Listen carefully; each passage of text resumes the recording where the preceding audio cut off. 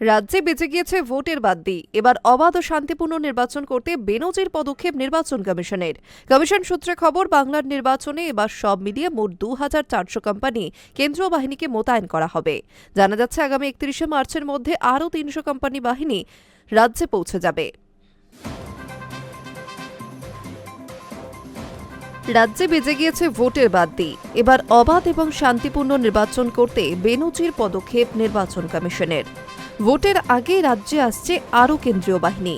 Commission সূত্রে খবর, বাংলার নির্বাচনে এবার সব মিলিয়ে মোট ২,৪০০ কোম্পানি কেন্দ্রীয় বাহিনীকে মোতায়েন করা হবে, যার মধ্যে নজিরবিহীনভাবে চলতি মাসের শুরুতেই রাজ্যে ৪৮০ কোম্পানি কেন্দ্রীয় বাহিনী মোতায়েন করা হয়েছে। জানা যাচ্ছে, আগামী ৩১শে মার্চের মধ্যে আরও ৩০০ কোম্পানি বাহিনী রাজ্যে পৌঁছে যাবে। এরপর ধাপে ধাপে বাকি আরও বাহিনী আসবে বলেই খবর। অন্যদিকে বিপুল এই বাহিনীকে কিভাবে কোথায় মোতায়েন করা হবে তা নিয়ে ইতিমধ্যেই বৈঠক সেরেছে কমিশন। এমনকি সোমবারও আরও একটি বৈঠক হওয়ার কথা। ডেপুটি কমিশনার মনীশ গর্গের নেতৃত্বে এই বৈঠক। জানা যাচ্ছে, বৈঠকটি ভার্চুয়াল মাধ্যমে করা হবে, যেখানে ডেপুটি কমিশনার মনীশ গর্গ ছাড়াও বনকুমার শর্মা, রাজ্যের মুখ্য নির্বাচনী আধিকারিক সিইও মনোজ কুমার আগরওয়াল সহ অন্যান্য আধিকারিকরাও উপস্থিত থাকবেন। এরপরে ভোটের নিরাপত্তা নিয়ে জেলা নির্বাচনী আধিকারিকদের তথা জেলা শাসক, পুলিশ সুপার এবং পুলিশ কমিশনারেটের সঙ্গে নির্বাচন কমিশন আরও একটি বৈঠক করবে বলে খবর। বিধানসভা ভোটের প্রস্তুতি নিয়ে এই বৈঠক হবে বলেই সূত্রের খবর।